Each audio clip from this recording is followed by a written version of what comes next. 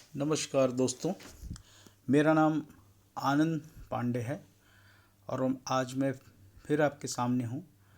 आज जो adventure sports मैं आपके सामने बताने जा रहा हूँ उसका नाम है आर्चरी।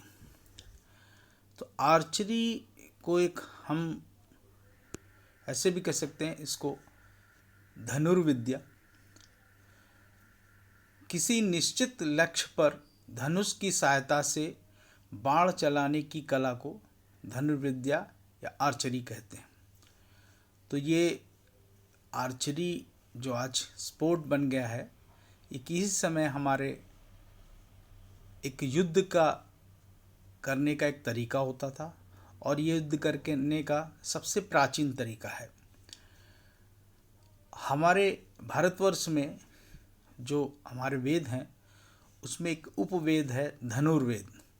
उस धनुर्वेद में इसका उल्लेख किया गया है। चूँकि हमारे ये धनुर्विद्या बहुत प्राचीन कला है, तो इसमें आपने कभी बहुत सारे ऐसे बाणों के बारे में सुना है कि जो बारिश करा देते थे, जो आग की वर्षा कर देते थे। तो इस तरह के आपने बाण जो है अपने ग्रंथों में सुने हैं। लेकिन हम यहाँ पर जो बात करने जा रहे हैं वो एक स्पोर्ट की जो है। आज तीरंदाजी एक स्पोर्ट हो गया है, इंटरनेशनल स्पोर्ट हो गया है। तो हम सबसे पहले जानते हैं हम कि एक तीरंदाजी में क्या क्या उपकरण होते हैं। तो हमने इसको 4 भागों में डिवाइड किया है, जिसमें है बो, धनुष, एरो, तीर, सेफ्टी गार्ड्स, सुरक्षा जो आपके कवच होते हैं, और अदर्स जो दूसरी चीज़ें हैं। तो सबसे पहले हम बो के पार्ट ले लेते हैं कि बो के अंदर क्या क्या चीज़ें होती हैं। तो सबसे पहले उसके अंदर होता है राइज़र। राइज़र वो चीज़ होती है जिसमें कि अगर आपका फोल्डिंग बो है तो आप उस राइज़र के अंदर सारा फिक्सिंग होता है। या आप समझ लें फोल्डिंग बो नहीं भी है तो राइज़र आपका वो भाग है जहाँ से आप ग्रिप करते हैं। अगर वो फोल्डिंग बो है तो उसमें 2 लिम्स होते हैं, अपर लिम्स और लोअर लिम्स। उससे पूरा जुड़ने के बाद एक पूरा बो बन जाता है। इसके बाद होता है थर्ड पार्ट होता है बो का, बो स्ट्रिंग। मतलब बो जो धनुष की रस्सी होती है उसके बीच में नॉकिंग पॉइंट्स होता है और उसके दोनों तरफ लूप लगे होते हैं जो कि खींच करके उस बो पे चढ़ाए जाते हैं। हमेशा जो बो की लेंथ है और जो बो स्ट्रिंग है वो 3 इंच छोटी होती है। और स्ट्रिंजर ऐसा चीज़ है जिसमें आपकी बो स्ट्रिंग रखी जाती है उसमें सेफ्टी के साथ। साइट वो भाग है जहाँ से आप धनुष के अंदर से आप देखते हैं और उसके स्केल को ऊपर नीचे करके उसको एडजस्ट करते हैं। ग्रिप वो भाग जहाँ से आप हाथ से पकड़ते हैं। आपका अगर राइट हैंडेड है तो लेफ्ट हैंड से आप ग्रिप करते हैं उस धनुष को। रेस्ट, जहाँ एरो रेस्ट जगह होती है जहाँ पर रेस्ट एरो को रखा जाता है आगे के भाग में। प्लंजर वो भाग है जो आपका एरो निकलने के बाद वो आवाज़ वो आपको स्टेबल करता है। आपके जो एरो को जहाँ पर रेस्ट करता है तो प्लंजर आपके स्टेबल कर, अगर आपका तीर कमज़ोर है तो उसको स्टेबल रखने में मदद करता है। स्टेबलाइजर एक इम्पॉर्टेंट चीज़ है जो कि आपके धनुष को गिरने से बचाता है, कि आपका वो धनुष को स्टेबल रखता है। तो स्टेबलाइजर आपका क्लिकर वो भाग होता है जब आपका तीर रेस्ट पर और प्लंजर की सहायता से आपका जब क्लिक हो जाता है, वहाँ से तीर निकल जाता है तो वो साउंड करके बताता है कि कंप्लीट हो गया है। तो वो आपके ही धनुष का ही एक भाग होता है। एरो में सबसे पहले उसका जो बैम्बू या स्टिक, अगर वो बैम्बू का बांस का बना हुआ है, वुडन का है, जो स्टिक बैम्बू होती है वो या तो वो वुडन की होगी या मेटल की बनी होती है। तो उस जो बैम्बू स्टिक या मेटल का जो स्टिक है, उस तीर के ऊपर 3 भाग होते हैं उसके। सबसे पहले होता है पॉइंट, निप पॉइंट, जो आपका जहाँ पर जाके टारगेट में वो तीर लगता है। दूसरा भाग वो जहाँ पंख होते हैं उसको फ्लेच बोलते हैं, जो फेदर्स के होते हैं पंखों के। फिर होता है नॉक्स। नॉक्स आपके लास्ट में होता है, जो आपके बो स्ट्रिंग में नॉकिंग पॉइंट्स पे उसका रखा जाता है। तो इस तरह से आपका बो और एरो के बारे में हो गया। अब हम बात करते हैं आपके कुछ सेफ्टी गार्ड्स की। तो इसमें हमने सेफ्टी गार्ड्स जो होते हैं वो चेस्ट गार्ड होता है। चेस्ट गार्ड पहनने के बाद आप अगर स्ट्रिंग से छोड़ते हैं तो अगर आपके चेस्ट में को बचाता है, आपका स्ट्रिंग से रगड़ न लग जाए या कहीं आपको नुकसान ना हो। आर्म गार्ड भी सेम वही पोजीशन है। आपका लेफ्ट हैंड को, अगर राइट हैंडेड है तो जब आप स्ट्रिंग छोड़ते हैं तो आपके लेफ्ट हैंड को बचाने में मदद करता है। फिंगर टैप, आपकी उंगलियों को नुकसान ना हो तो एक फिंगर टैप आता है, वो उसको पहनने के बाद आप स्ट्रिंग को खींचते हैं और एरो को छोड़ते हैं। फिर बो स्लिंग, आपका बो आपके हाथ से छूट कर न गिर जाए, इसे स्लिंग से बांध करके आपके हाथ में उसको रखा जाता है, जिससे कि अगर बाई चांस आपका बो गिरने वाला हो तो आपका स्लिंग उसको बचा सके। Next queer. क्वेयर जो तरकस होता है, जहाँ जिसमें तीर रखे जाते हैं। आर्चरी किट बैग, पूरा आर्चरी का जितना भी सामान है वो उसमें रखा जाता है। उसमें 2 बैग होते हैं। बो बैग जो धनुष के लिए होता है, एरो बैग जो आपके तीर और अन्य चीज़ें होता है। टारगेट पिन्स, जिनको टारगेट में आपको पेपर को पिन से लगाना पड़ता है। टारगेट जो आपका टारगेट बनाया रहता है, जिसमें कलरफुल वृत्ताकार में। फिर आपका बो स्केल, आपका धनुष का आपका नापने का एक स्केल होता है। बो स्टैंड, आपका धनुष का स्टैंड होता है। Target stand. तो इस तरह से आपके ये जो इक्विपमेंट्स होते हैं, इन इक्विपमेंट्स के बारे में आपको उनका नाम और उनके बारे में पता होना ज़रूरी है। अब हम बात करते हैं तीरंदाजी में तीर के आकार और प्रकार के बारे में। तीरंदाजी में जो तीर हैं कैसे होते हैं। जो हम तीरंदाजी के लिए उपयोग किए जाने वाले हैं, या तो वो वुडन के, लकड़ी के होते हैं, या एल्यूमिनियम या कार्बन ट्यूब के बने होते हैं। इन तीरों की लंबाई व वजन उनकी कमान के अनुपात में होता है। अब हर धनुष का अलग अलग कमान होता है, जैसे आप खींचेंगे उसके अनुसार आपका बो का तीर एरो भी रहता है। तो तीर आपकी कमान के अनुपात में होता है। प्रायः एक तीर का वजन 28 ग्राम तक होता है। तो ये आपका हमेशा एक नॉलेज के लिए है कि आपको ये चीज़ें पता होनी चाहिए। अब हम अगली बात करते हैं यहाँ पर तीरंदाजी के नियम के। तो इसमें जो तीरंदाजी के नियम हैं वो बहुत आसान होते हैं और उनके लक्ष्य में ही छिपे होते हैं। अब आप देख लीजिए यहाँ पर इस तरह से टारगेट पे जो पहले वाइट है कलर से बना, फिर ब्लैक, फिर ब्लू, फिर रेड, फिर गोल्डन। तो इस तरह से आपके कलरफुल आपका वृत्ताकार जो टारगेट बना होता है उसी में आपके नियम छुपे होते हैं। तो इसमें कलर के अनुसार पॉइंट मिलते हैं। तो आउटसाइड होता है, इनसाइड होता है। तो आउटसाइड अगर आपका पॉइंट मिलेगा तो वो कम मिलेगा, इनसाइड का पॉइंट रहेगा तो वो ज़्यादा मिलेंगे। अगर वाइट जो आपका कलर है उसके ऊपर आपका एरो जाता है, तीर लगता है, तो आउटसाइड में 1 पॉइंट मिलता है और इनसाइड में 2 पॉइंट मिलता है। अब उसी कलर अंदर कलर आ गया, ब्लैक आ जाता है, वाइट के बाद ब्लैक होता है तो ब्लैक और अंदर आ जाता है। तो उसके लिए आपको जो निशाना लगाते हैं उसमें जो तीर लगता है, तो ब्लैक में अगर आउटसाइड में है तो 3 पॉइंट मिलते हैं और इनसाइड में है तो 4 पॉइंट मिलते हैं। अब उसके अंदर और एक और कलर हो जाता है ब्लू। तो ब्लू में आपका तीर अगर लगता है तो 5 पॉइंट इनसाइड में, और आउटसाइड में 5 और इनसाइड में 6। अब हम बात करते हैं रेड। ब्लू के बाद रेड आता है, रेड और करीब हो जाता है जो आपका टारगेट से। तो रेड का जो आउटसाइड में जो लगेगा आपका तीर, तो उसमें आपको 7 पॉइंट, और अगर इनसाइड में लगता है तो 8 पॉइंट। अब आपका आ जाता है लास्ट में, जो मेन बीच में सेंटर में रहता है वो रहता है गोल्डन कलर में।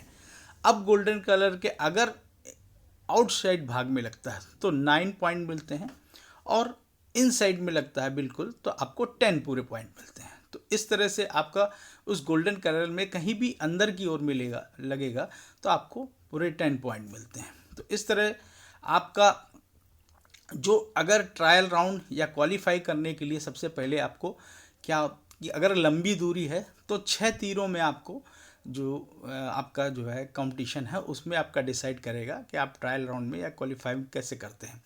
अगर कम दूरी है तो 3 तीरों में आपको डिसाइड करेंगे वो कि आपको 3 तीरों में आपको जितने पॉइंट मिलते हैं उसके अनुसार आपको मिलता है, या कोई ऐसा फाइनल राउंड भी कर सकते हैं। आपका तीर अगर लगता है टारगेट पे तो उस लक्ष्य पे टिका रहना चाहिए। अगर आपका तीर गिर जाता है या वापस आ जाता है तो इसको अगर लग कर वापस आ जाता है तो स्कोर नहीं मिलता है। सेट में जो भी सबसे ज़्यादा अंक लेता है वही विजेता होता है। तो इस तरह से आपको बहुत उसके नियम और जो कायदे कानून हैं बहुत क्लियर हैं। अब हम बात करते हैं कि बो किस किस तरह के होते हैं। तो एक होता है रिकर्व बो, दूसरा है कंपाउंड बो, तीसरा होता है लॉन्ग बो, और चौथा होता है क्रॉस बो। ये 4 ही तरीके के बो होते हैं। अब इनमें ही आपको जो बो मिलेंगे वो अलग अलग नाम से या अलग अलग कंट्री के या अलग अलग तरीके होते हैं, लेकिन मेनली ये 4 टाइप के ही बो मतलब आपके धनुष होते हैं। अब हम सबसे पहले पहुंचते हैं कि आपको कौन सा धनुष किस तरह आपका होता है। तो सबसे पहले हम देखिए रिकर्व बो। रिकर्व बो का आप जैसा कि नाम है रिकर्व, तो आप देख रहे हैं कि ये बो का जो लास्ट में है वो नीचे की तरफ जाने के ऊपर की तरफ उठा हुआ है। तो ये जैसे ही इस तरह रिकर्व हो जाता है तो वो आपका वो रिकर्व के नाम से हो जाता है। इसी रिकर्व बो में मॉडर्न रिकर्व बो भी आते हैं और ट्रेडिशनल रिकर्व बो भी आते हैं, या इंडियन मेड भी रिकर्व बो आते हैं। तो ऐसे आपको रिकर्व बो के बारे में हो गया। अब हम अगला बात करते हैं कंपाउंड बो। कंपाउंड बो भी ऐसे ही है। अब कंपाउंड बो ये लेटेस्ट टेक्नोलॉजी है जिसमें कि पुलिस सिस्टम होता है, और ये बहुत एडवांस टेक्नोलॉजी है। इसको कंपाउंड बो बोलते हैं। नेक्स्ट है आपका लॉन्ग बो। लॉन्ग बो चूँकि आपको नाम से ही पता है कि ये लॉन्ग बो पुराने ज़माने में इसको खेला जाता था, और लॉन्ग बो तो काफ़ी इतने भी ऊंचे होते हैं कि इनको चलाते वक्त आपको हाथ के साथ दोनों हाथों से भी खींचना पड़ता था, और कहीं आपको पैरों का भी सपोर्ट लेना पड़ता था। तो आप जैसे कि मूवी वगैरह में आपने देखे बड़े बड़े धनुषों से वो ज़ोर से तीर फेंकते हैं तो दूर तक लंबी दूर तक मार करता। तो ये पुराने ज़माने में लॉन्ग बो बहुत इस्तेमाल किए जाते थे। अभी हम बात करते हैं क्रॉस बो की। देख रहे हैं जैसे कि नाम ही है क्रॉस बो, इसका नाम इसलिए है क्योंकि आप जिस बाकी धनुष सीधे सामने की तरफ से टारगेट लेते हैं, लेकिन क्रॉस इस बो को आपको क्रॉस में ले जाना पड़ता है। एक तरीके से ये आप समझे कि राइफल के तरीके से इसकी पोजीशन रहती है, और इसमें क्लिक मारने से ये तीर सीधे जाके लगता है। तो ये क्रॉस बो जो है इसको चाइना ने सबसे पहले शुरू किया था, और चाइना ने इसको अपने युद्ध में इस्तेमाल करता था। करीब करीब उसने अपने आप बैन लगा रखा था कि ये कला किसी दूसरे को नहीं पता चलना चाहिए, और इसके लिए उसने बहुत सारे अपने नियम कानून बनाए थे। इनको इसने अभी तक क्रॉस बो को इसने इस्तेमाल किया युद्ध में। ये भी देखिए क्रॉस बो इस तरह से है, पूरे इसके इक्विपमेंट सॉरी कंपाउंड बो ये इस तरह से आपके कंपाउंड बो है। ये पूरा पुलिस सिस्टम से कंपाउंड बो है। और तो ये आपके इस तरह के टाइप्स ऑफ बो हैं। और अब हम बात करते हैं कि जब हम आर्चरी करने जा रहे हैं तो हमें क्या ध्यान रखने योग्य बातें हैं। तो सबसे पहले ध्यान रखने वाली क्या बातें हैं कि 16 साल के नीचे उम्र के साथ एक वयस्क सदस्य होना चाहिए। हमेशा धनुष का मुंह टारगेट की तरफ होना है, चाहे तीर के साथ या बिना तीर के। किसी भी प्रतिभागी से शारीरिक दूरी बना के रखनी है, उसका ध्यान भंग न करें, दुर्घटना हो सकती है। हवा में तीर नहीं चलाना है, खराब उपकरण नहीं उपयोग करना है, छोटे तीर या क्रैक तीर या टूटे फूटे तीर नहीं इस्तेमाल करना है, शूटिंग लाइन के पीछे खड़े रहना है जब तक सारे प्रतिभागियों के तीर खत्म नहीं हो जाते हैं, तब तक उन्हें इकट्ठा करने का संकेत नहीं मिलता है। अपनी जगह से आपको नहीं आगे बढ़ना है, क्योंकि इससे दुर्घटना भी हो सकती है। कभी भी दूसरे प्रतिभागी के उपकरण नहीं इस्तेमाल करने हैं बिना अनुमति के। शूटिंग लाइन क्रॉस नहीं करना। अगर आप शूटिंग लाइन के इधर उधर जा रहे हैं, घूम रहे हैं वहाँ से, तो आप कभी भी आपको कोई नुकसान हो सकता है। इसलिए कभी भी ऐसा जब शूटिंग चल रही है उसका लाइन को क्रॉस नहीं करना है। अगर आप किसी भी तरह के नियमों को भंग करते हैं, आपको तुरंत प्रतियोगिता से बाहर किया जा सकता है। तो ये सबसे तरीका है।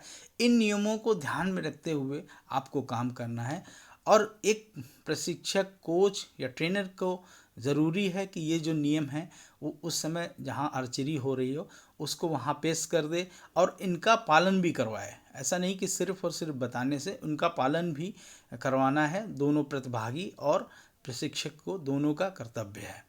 तो इससे आप दुर्घटना से बच सकते हैं। अगली बात हम करने जा रहे हैं यहाँ पर, देखिए आपको यहाँ पर ये देखिए टारगेट है। थोड़ा सा आपको हमने जो नाम बताए थे तो वहाँ पर कौन सा क्या है, देखिए ये रिकर्व बो है, ऐसे घूम करके ऊपर की तरफ फिर जा रहा, पहले नीचे की जाने एकदम से ऊपर की तरफ चला तो रिकर्व में आ जाता है। तो ये अब ये देखिए बीच का जो सेंटर पार्ट है वो है राइज़र, और इसमें ऊपर और नीचे जो अपर लिम्ब और लोअर लिम्ब है, और जो आपका बो स्ट्रिंग है, जो उसका धनुष का जो आपका रस्सी है उसको बो स्ट्रिंग बोलता है, उसको खींच के रखा है। और उंगलियों में जो पहना हुआ उसको फिंगर टैप कहते हैं, जो उसकी सेफ्टी के है। ये देखिए चेस्ट गार्ड पहना हुआ अपनी सेफ्टी के लिए, और आर्म गार्ड भी लगाए हुए अपने हाथों में। और देखिए कुयर, जो उसके तीर जो हैं वो आपके कुयर में हैं। और देखिए आपके स्टेबलाइज़र रॉड दोनों तरफ हैं, upper stabiliser rod, lower stabiliser rod. बीच में साइट देख रहे हैं जहाँ से उसको देख करके उसको निशाना लगाना होता है। और देखिए और एरो, ये पूरा आपको एक चार्ट बना हुआ है, तो इसमें आपको चार्ट आपकी हेल्प के लिए है कि आपको यहाँ से सारी चीज़ें क्लियर हो सकें। अब हम एक और आपको पिक्चर दिखाते हैं, इसमें भी थोड़ा सा आपको क्लियर होगा। ये देखिए आपका एक रिकर्व बो है, इसमें लेंथ आपका टोटल हाइट लेंथ पहले देखना है, बो का पूरा लेंथ। और ये जो बो स्ट्रिंग है बीच में, ये टोटल लेंथ का बो स्ट्रिंग हमेशा 3 इंच छोटी होती है। अब ये देखिए यहाँ पर ग्रिप है, राइज़र के पास ग्रिप है, और बीच में राइज़र के पास ही सामने सेंटर स्टेबलाइज़र है, लोअर स्टेबलाइज़र है, अपर स्टेबलाइजर। ये आपका स्टेबलाइज़र जो है ये आपका बो को स्टेबल रखने में मदद करता है। अब ये देखिए बीच में जो है वो राइज़र है जो इसके पूरे में, और इसमें लिम्ब है, अपर लिम्ब, लोअर लिम्ब। अब ये देखिए पूरा ये रिकर्व बो के बारे में ऐसा बताया गया है। अभी यहाँ पर एक और बो है, इसमें रिकर्व बो के ही बारे में इसकी टर्मिनोलॉजी किस तरह से है, देखिए इसमें बो और एरो दोनों के बारे में बताया गया। यहाँ पर देखिए अपर लिम्ब है, लोअर लिम्ब है, यहाँ पर अपर लिम्ब, लोअर लिम्ब, बीच में सेंटर में राइज़र होता है बो के सेंटर में राइज़र, ये जो रस्सी बंदी इसको बो स्ट्रिंग बोलते हैं। और देखिए बीच में साइट है, और इसके बाद में आपका हैंड ग्रिप दिया हुआ, हैंड ग्रिप कहाँ बीच में है, राइज़र के पास हैंड ग्रिप है।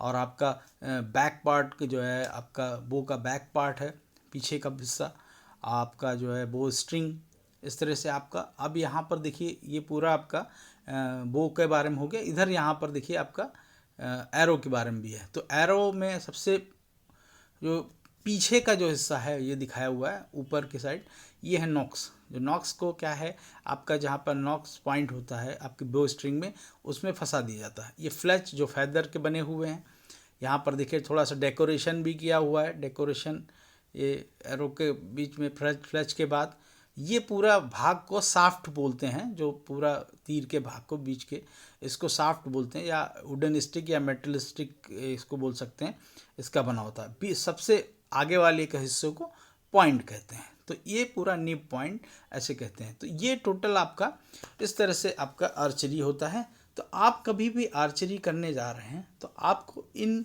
नियमों को धनुष के बारे में, तीर के बारे में, सेफ्टी गार्ड के बारे में, अदर थिंग्स जो अदर चीज़ें होती हैं उनके बारे में पता, उपकरण के बारे में पता होना चाहिए।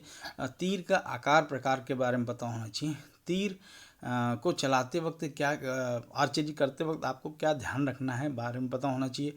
कितने प्रकार के बूस धनुष होते हैं उनके बारे में पता होना चाहिए। तो ये एक छोटा सा गाइडलाइन है। अगर आप इसको जानते हैं तो आपको जब आर्चरी फर्स्ट टाइम करने जा रहे हैं तो ये आपको हेल्प मिलेगी। तो थैंक यू वेरी मच। मैं आनंद पांडे इसी तरीके आपको अलग अलग एडवेंचर स्पोर्ट्स के बारे में बताता रहूँगा। Thank you very much.